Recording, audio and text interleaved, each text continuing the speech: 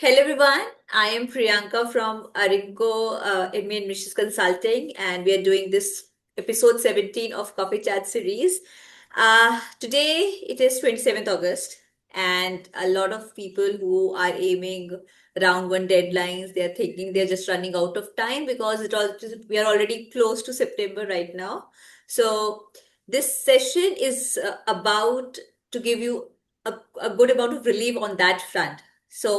We see a lot of candidates, they think that if they miss the first week of September, they have missed the round one entirely. But actually, that is not the case. We'll show you which all top MBA programs have extended round one deadlines that go from September and until October as well. And we'll also discuss if you can realistically apply to those schools with a competitive application and not compromising on the quality. So overall, that's the agenda of our call today.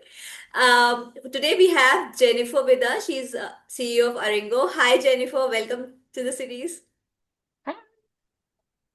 So I'm super excited to meet with you guys today and get to talk about these special opportunities in round one. To that. Before I start the session, I want to let everybody know that towards the end of session, we would be doing a live Q&A. So if you happen to have any questions regarding this topic or anything regarding the MBA application per se, you can just quickly write in the chat box and we will take them up towards the end. All right. Coming back to the session. So Jen, to begin with, let's start with which top MBA programs actually give that extra runway to MBA applicants, and what do I can just give us an idea what those dates are like and when one should apply.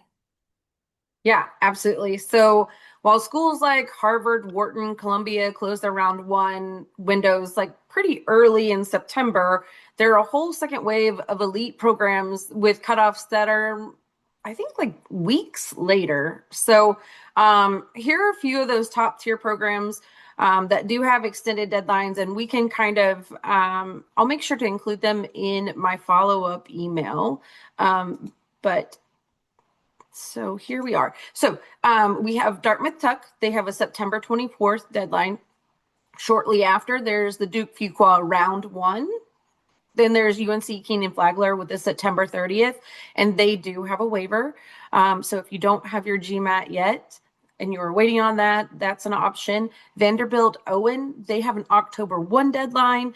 And then if you are applying or considering applying through the consortium as a U.S. candidate, that's probably that you kind of fall underneath the consortium's constituent requirements, then they have an October 15th deadline.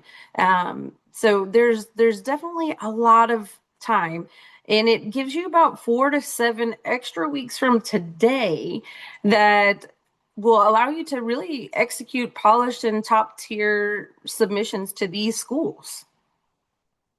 That's a huge relief to know, Jennifer.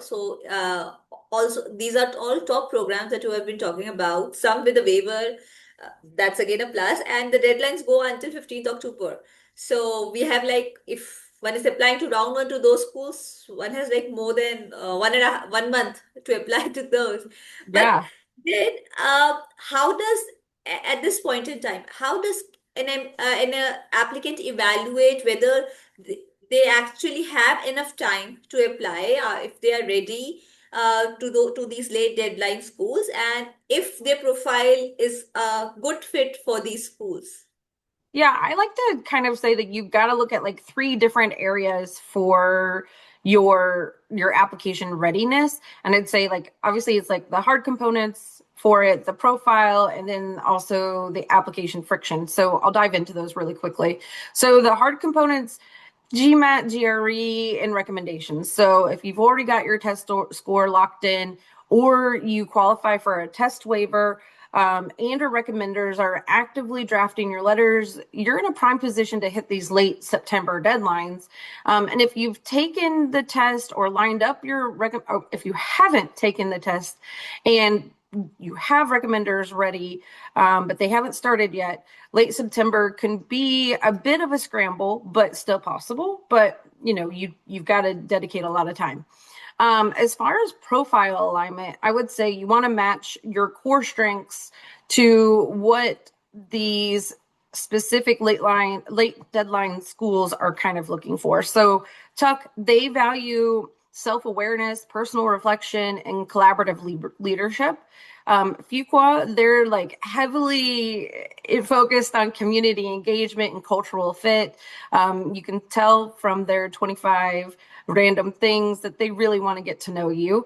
And then Keenan Flagler and Owen are fantastic for candidates looking for strong finance consulting or healthcare outcomes with potential for scholarship. And then that last piece, application friction. So I would say that this is your chance to kind of focus on schools where your background stories naturally align with their essay prompts, and they don't require you weeks of brainstorming to find new topics and be like, oh my gosh, like what am I going to do now? What am I going to talk about? This is nothing that I've prepared for. So those are kind of like the things you should start looking for when you want to look at these late deadline programs, is like, does it align and check all these boxes? Thanks, Jen. So I guess these are the points. So these are points, Jennifer, that help with to assess whether one profile is ready for applying to these schools. But can you also help, to have some actionable points like from now for list up to next 3 to 5 weeks, what a candidate should do so that he's not rushing to those applications. So can you just give us a timeline also how they should proceed with the Yeah. application? So we kind of came up with like a quick timeline that I've kind of jotted down. So week one, I would say you need to do your strategy and your outlines. So you need to lock in the school list, lock in your recommenders, and you need to make sure that they have an idea that they've got 3 weeks to submit. And then you need to start drafting your master career goals narrative. So that's like week one. Then if you start diving into week 2 and 3, we're really talking about executing on the essays. So focus on your first school with the heaviest essay load. And then once your core stories are written, you can start to adapt them for your secondary target and other schools using kind of the overlapping prompts. And then during week 4, you can review and do your quality control. So you want to leave at least 5 to 7 days for pure proofreading and resume formatting. And you never want to submit a draft written the night before.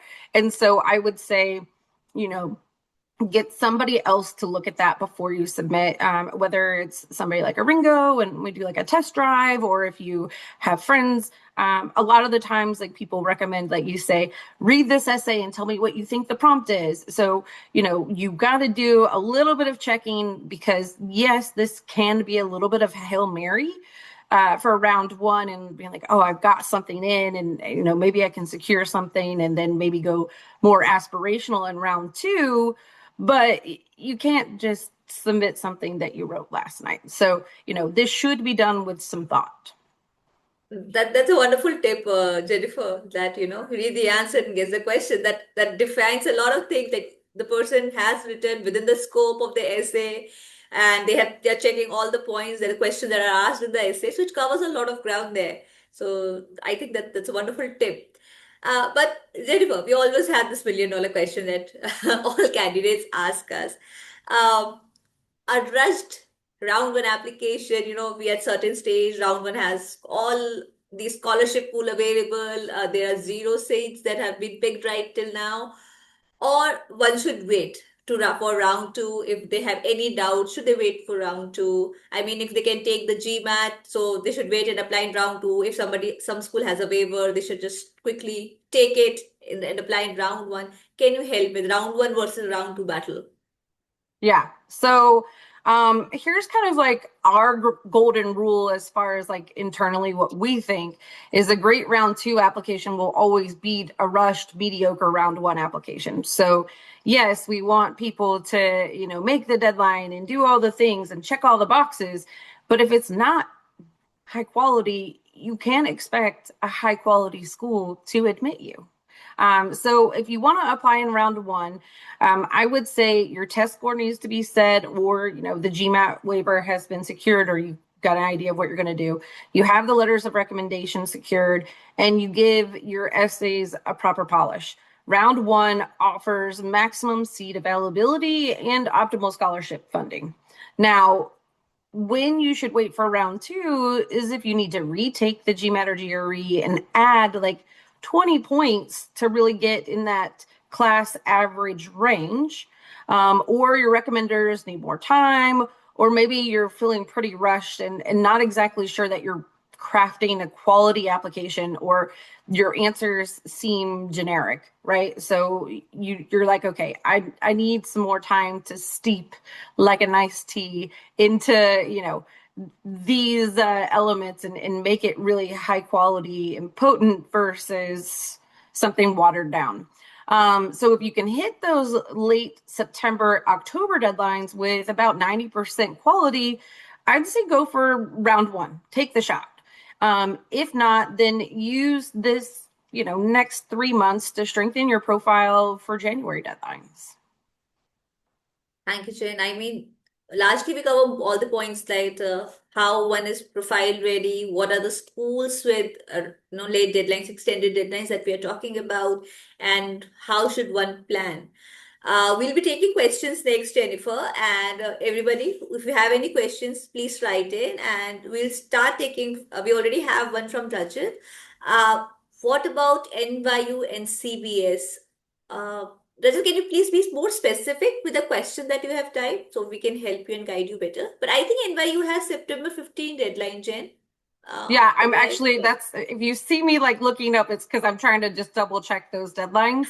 So Columbia's first deadline is September the 9th, and then the next one would not be until January 5th. So I don't know that that's necessarily a so later he's deadline. typed the remaining question in here. So what these schools look for in candidates? So that's a complete question. Thanks, Rajat.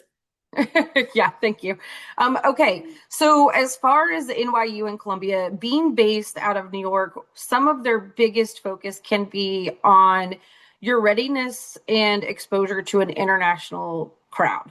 And so they want to make sure that you have that, and it's highly valuable for those schools. I would say that for Columbia, they're looking for well-polished leadership, and people who are it's really strong for people who are looking to kind of go in those core areas, the finance, the consulting, marketing. If you're into sports management, there's like a little bit of like a special hub there in New York. And if we look at NYU, excuse me, is, they're going to hit on all of those same cylinders of finance and everything, but they're also offering like a tech MBA. So if tech is something that you're interested in, like they're looking for people that are having that specific interest in tech. So hopefully that's helpful. Thanks, Jen. Rajat, I hope it also answers the question. And Jen, if you quickly can please paste your calendar link as well in the chat box. So, Rajat can also have a one-on-one free profile evaluation. That's what we're offering as well. And just chat with Jenifer and have your personalized roadmap how you can go about the download application. Jenifer, Rajat has an additional question. Is that the strong GPA and test scores covers average essay and work experience? Okay, so let's go back to this. Would strong GPA and test scores cover your average Average essays? essay and work for NYU and CBS. No, I would say that like really what they're looking for is somebody who's different, right? Like every single one of these schools is looking to curate a class. And yes, they want candidates with strong scores, and they want people that have high GPAs and are ready academically. And there's a chance that those could carry you to get, an invite. And then maybe you could be much more illustrious in your interview.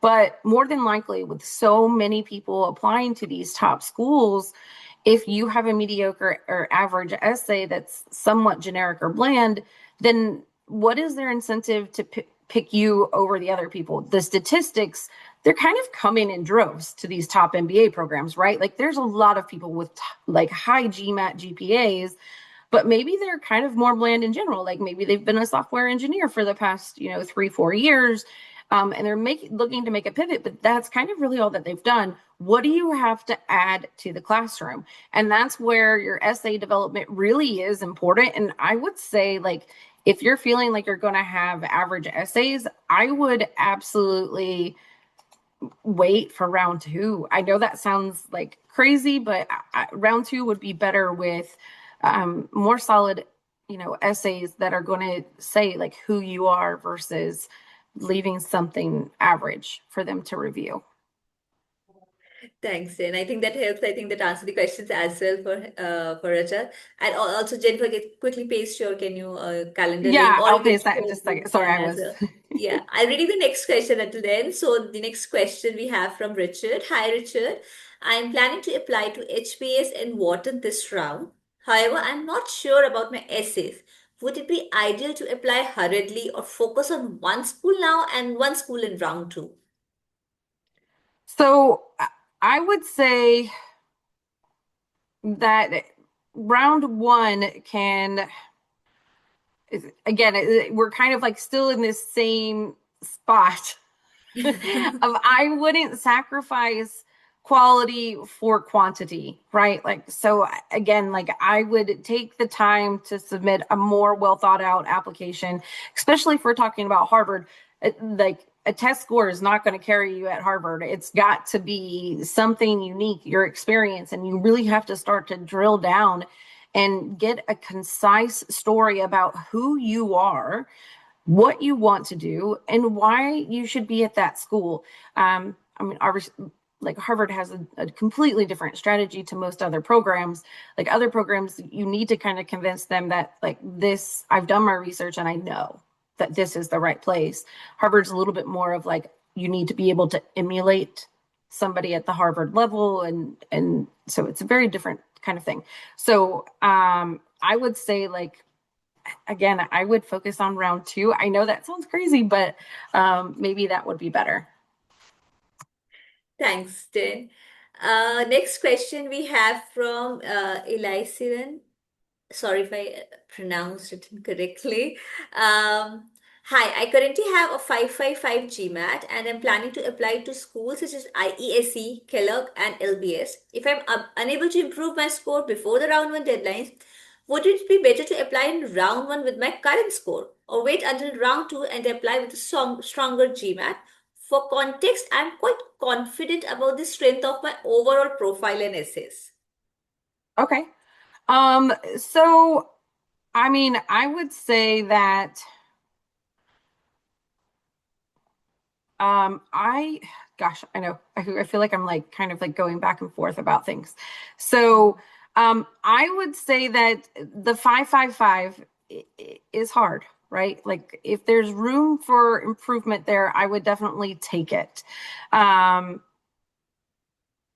I would definitely go and try to change it. I would say that when we look at any of these top schools and um, they're looking at these exceptions to the rules for the GMAT, GRE scores being outside of the range, it really needs to be something very unique that would push them to that point. And Elysian, like happy to talk like one-on-one to talk about like what is different. And sometimes that can be your location, sometimes that can be your experience that you've had. Like let's say that you started a business like when I was at one point in time, I met this gal who started a doggy biscuit company in like high school, like amazing, right? And so she grew that business throughout high school and then ended up selling it and making quite a bit of money, but reinvested it and started a whole nother company. So, like, okay, so that's impressive. And maybe like somebody where you're like, okay, it's worth sacrificing the GMAT score for that. The other thing that you have to think about is that an MBA program is also looking at their rankings. And so that GMAT average when their average is from like a 645 to a 675 or higher, then you're further out from that, and you'll definitely bring down their GMAT average if there's not a counterbalance above that. So I know this is going to be sticky, because I would say if you feel really good about it and you know that you will not make a better or get a better GMAT score, then round one can be optimal, because they have more time to make up for a lower GMAT score that they accepted in round one. They can also put you on the wait list.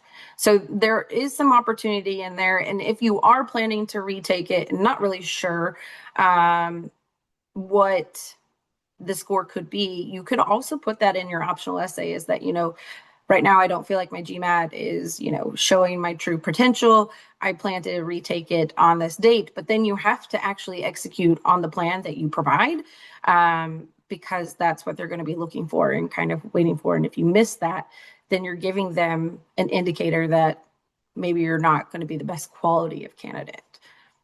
Very long and crazy answer, but I hope that helps a little bit. Again, like speaking one-on-one, we could probably go through it a little bit more. Yeah. Yes, I'm about to suggest that only. Speak one-on-one with Jen, schedule a session, and then she would be able to give much tailored advice that how you can go about, waiting. I mean, applying in round one, waiting for round two, and then you apply also with confidence, I guess. Next question we have from Henry. Hi, Henry. I have a 665 score, 3.2 GPA, 4 years of consulting experience. I want to apply to MIT Sloan and Kellogg. Should I apply in round one or improve the score and apply in round two? I'm also looking for scholarships. So I think the 665 is fine for applying. You're within their average range. Like 645 to 675 for these schools, maybe a little bit higher to 685, but you're within this range. So you're technically safe. If you feel good about, that you're not coming from the most competitive applicant profile, then, again, like there's some opportunity. 3.2 is also kind of iffy. Like I would, like if you think that there's room on the table for you to make or to get a higher score in your GMAT, like maybe like 10 to 20 points, then maybe I would kind of wait for round two. Or, like, because MIT's deadline isn't until the 29th. So we have a lot of time if you feel like you could retake the exam between now and then. Man, these are tough questions. I wish that I had like this clear cut and be like, you should do this, but it's not always that clear cut when it comes to these questions. So I would maybe apply in round two. If you think you can gain another 10 or 20 points, that also might help with that scholarship. And I see that Richard also is asking about scholarship round one versus round two. And this can kind of all tie together in that scholarships, yes, technically there's an abundance of scholarships in round one that haven't been tapped into, but though they try to split their scholarships between round one, round two, and very little in round three and four, to be honest. And so there's not exactly like the same exact amount of scholarship in these two, but it might be closer to like 50% in round one, 40% in round two, and 10% in round three. And that's the budget. But then there's also the trickle down effect of, if somebody gets in and is offered a scholarship in round one, but they decline their offer, then that scholarship money goes back into the pot. So I don't want you to think that like this is impossible to get a scholarship, or that it's like my chances are so much lower in round two. But like I would say that, again, if scholarship is a priority, then having a higher GMAT score can be much more helpful. Unless there's something else unique about your profile that makes you stand out from the crowd and they say like, man, we got to have him. Yeah. So again, happy to chat offline and talk a little bit more about it. And then we have next question from Richard again, and I think you almost answered it. It is about R1 versus R2 based on scholarship. So 50-40-10 is a rough idea that Jen might have given to you, Richard as well. So Jennifer, you want to add anything on that? Anything more on it? No, I think that like the only other thing I would say is if there's schools that are offering early decision or early action, like Duke and Darden, and then technically like Tuck has like a little bit of like a different one too. Like if you apply by a certain date, then you get an interview.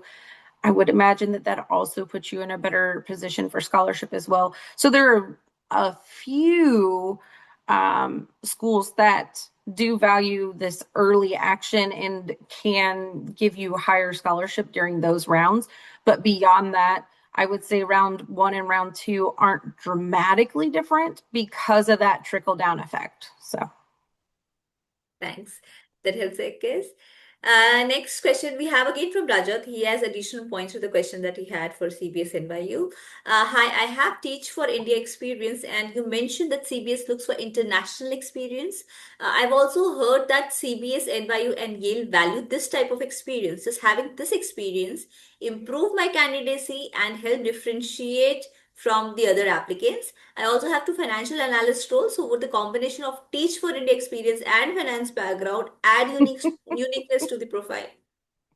I think that you can absolutely add to your profile. I think the the bigger thing is how did you incorporate this into your story? How did you share this in your essays? And like what motivated you to do Teach for India? How does that connect with who you are, what you do currently in finance, and then what are you wanting to do in the future? I think that it's almost like that same thing of like um, doing like extracurriculars for the sake of the application.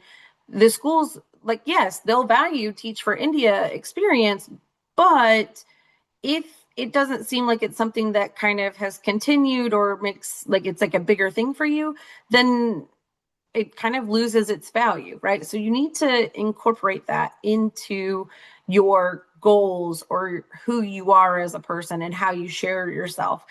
So the NYU pick six, right? Like, so one of those pictures should obviously be from your Teach for India. Yale, I think that there is already some intrinsic value in it as far as like they want you to their goal is to better society. And so that's, a deep thing for them. So again, think about how you incorporate how Teach for India maybe impacted you or what motivated you to do it, how you incorporate that into what you've been doing and what you want to do in the future. And then that's where the impact comes from having that special experience. Yes, Jen. I think the goals matter here a lot. What you have done in past, doing now, and what do you want to do? Is it a logical connection? Are they connecting with each other? And that's how the school understands you better. Jennifer, I also wanted to share a few questions that we received during the registration time. So one of the questions, that's a very common question, is splitting the application in two rounds. Okay, apply to few schools in Northern. Maybe the test is not ready, but the essays are ready. The school has a test waiver. Okay, let's apply for round one for this schools, and maybe by the time we'll have the score, apply it to other schools for round two. How good is the strategy? One should do it or not? Or is there any negative side of this strategy? Splitting the application. Yeah, so I think spreading out schools can happen in two different ways, right? Like, so if you decide you're going to spread them out, you can do them in one way is to spread them out and say, okay, I'm going to apply to the most aspirational schools during round one. And then if I don't get admitted, then I have round two as a backup, or vice versa. Of I want to secure something that's, somewhere I would want to go. And that's my thing is like, I really hate when people are like, oh, I'm going to throw in an application to to this school that's not a top 20 just to do it. And I'm like, well, that doesn't make any sense. Like, why waste your time and their time anyways, it doesn't make sense to me. But I would, pick schools that are reasonable for you that you're saying, like, yes, these are schools that I would go to if I were admitted, but not admitted to these higher schools. So I would only apply to schools that I would be willing to go to in my mind. And that's the only way I think I could write an application that it's good. And then then in round two, you can go aspirational and say, okay, I have this, I have this admit, it's secured. And then in round two, I can, really like put my heart in it and like put it out on the table. And if it works, then it's amazing. And if it doesn't, I'm going to still be okay. I'm going to go to an MBA one way or another. I think that helps to make that decision. Also, I think, Jennifer, one point I also think in that is this, that if you apply to a few schools in round one and a few schools in round two, you get like, if you get a positive response in round one, you need to submit. There's some deposit that needs to be submitted as well. By Yeah. thinking that you need to let go of the deposit if that's not your top choice schools. Yeah, I So guess that's a really good point, the money. And so that is, I guess like no matter which way you do this, the deposit could be the drawback is that to secure your seat, they usually ask for a deposit within 2 to 3 weeks, a month max. And usually it's not rare occasions you can extend that, right? So I would say you would have to make that deposit and then be okay with potentially losing it for another school if you decide you want to go there, and it won't be refunded. So, there is like a tiny bit of cost, but when it comes to getting into like a dream school, that's why I would kind of do it the opposite way, like safer schools in round one and less safe schools in round two. That's the way I think I prefer it. Um, and then, again, like the sacrifice isn't that the big pros compared to getting outnumber. into a dream school, right? The pros outnumber the cons, I guess. Right. Uh, we have another question from Rajat. I heard that in round one, most applicants get rejected or waitlisted. Is that true? Is there something particular about it, Jennifer? I don't know that that's true. I would say that things have been quite tricky the past year or two, right? US politics, everything like that. The applicant pool has, shifted some. What I would say is that schools may be more leery of if an international student is going to attend. Like if we're talking about the US schools, right? So they're going to be a little bit leery of like, okay, so we really like this guy, he likes us, like we think he's pretty good, but like maybe the application wasn't super convincing, or maybe you have a good profile and good essays, but they're not above average, right? Like they're like, this is a nice solid candidate. They may use the wait list to really use it as a tool in two different ways. One is we have somebody kind of on the back burner, like that we could always bring up, right? And then the other one is we're not really sure if they're committed to us or they're going to be looking elsewhere. Or they maybe are a little bit iffy on whether they'll stay, want to come to the US. So if we put you on the wait list and you make the effort to stay on the wait list and do the updates, then we've seen the conviction and we know that you want to be at our school. So, I don't know that I necessarily would say that most people are rejected, but I will say that the wait list has been used a lot more frequently in the past couple of years due to some of this turbulence that we've seen.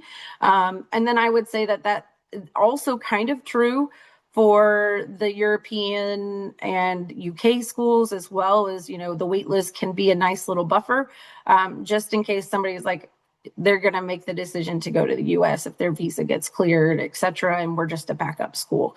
So there's a lot of like a hidden psychology to this, and it really just depends on where the admissions director that's making or driving the decision making, where they kind of sit on this. And so anybody who pretends that they know exactly what's going on is probably not. you know, it's just a little bit tricky, right? And so I would say if you're into this school and it's your one of your top choices and you're like, I'd really be happy to go here, make sure you show them that love and that they see that, but not be desperate, right? Like fine line. And that's where crafting this application where your essays really connect to the adcom, from them to say like, yeah, he's a sure bet, like we admit him in round one, he's gonna come next fall, no question. And so they're trying to protect their yield, which is another part of like how schools are ranked. And so that's how many people get admitted versus how many people actually show up. And so they're trying to manage that number. And yeah, so I don't think that more people get rejected in round one than round two. That's what I'll say. Thanks, Jay. I also had one question, Jennifer. I know the answer is quite straightforward, but I still want to confirm once that one of the applicant had questioned that if somebody applies, say for tug of or or due, once one person applied just right before the deadline, okay, and one has applied like a few weeks in advance before the deadlines. Does anybody have extra brownie points for anything? Does it help when you apply early? Does schools give you more consideration? No, it may be the first choice. It is not the last rushed application. School thinks that way. So most of them do not. Most of them, it's based on, the deadline. Whether you submitted, 2 weeks ago or 5 minutes before the deadline, it doesn't make a difference. They're going to review your application all the same as they would every other one. It doesn't give you priority. But there are some schools with rolling deadlines. And I feel like we talked about this last week and I had a list, but like HEC Paris, I believe INSEAD, and there's like a couple others that kind of do like a rolling evaluation. Priyanka, if you remember them, please jump in. And then Columbia's J term is kind of rolling. They'll evaluate applications as they come in.